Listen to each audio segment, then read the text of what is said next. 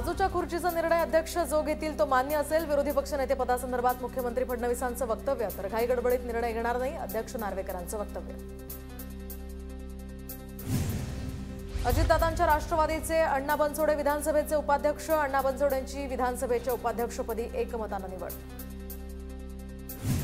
विरोधी पक्षनेत्याची निवड करायची नसेल तर सरकारनं जाहीर करावं, आम्ही आमच्याकडून प्रयत्न केला, अध्यक्षांना पत्र दिलं, सरकारकडे बहुमत तरी आहे का, तरी सरकार घाबरत आहे, भास्कर जाधवांचा सवाल।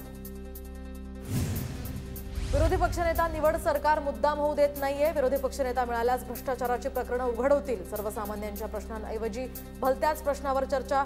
एकनाथ खडसेंची प्रतिक्रिया। रोहित पवारांनी माझ्यावर हल्ला करण्याचा कट रचला होता। भाजप आमदार गोपीचंद पडळकरांचा गंभीर आरोप। तर जयकुमार गोरे या प्रकरणात सुप्रिया सुळे, रोहित पवार, प्रभाकर देशमुख यांना सहआरोपी करण्याचीही मागणी। गोपीचंद पडळकर, राणे, खोतांना आता भाजपनं पगारावर ठेवलंय। अर्वाच्य टीका करण्यासाठी जबाबदारी हे सर्वजण इमानदारीनं पार पाडत आहेत। पवारांच्या राष्ट्रवादीच्या सक्षणा सलगर यांची टीका। कुणाल कामराचा गुन्हा इतका मोठा नाही असं वाटतं, विडंबन केलं तर हा गुन्हा आहे का, प्रकाश आंबेडकरांचा सवाल।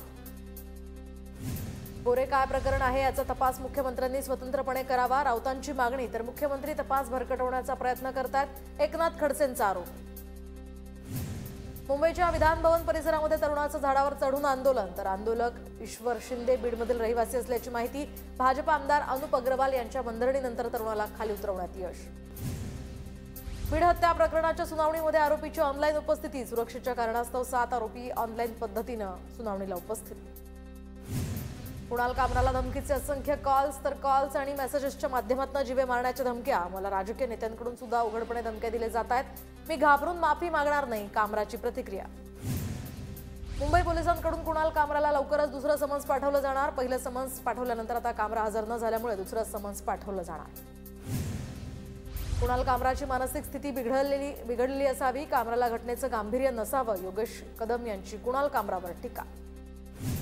अभिव्यक्ती स्वातंत्र्याचा वापर इतरांवर वैयक्तिक हल्ले करण्यासाठी केला जाऊ शकत नाही, कुणाल कामराच्या शिंदेंवरील गाण्यानंतर आता योगी आदित्यनाथ यांची टीका।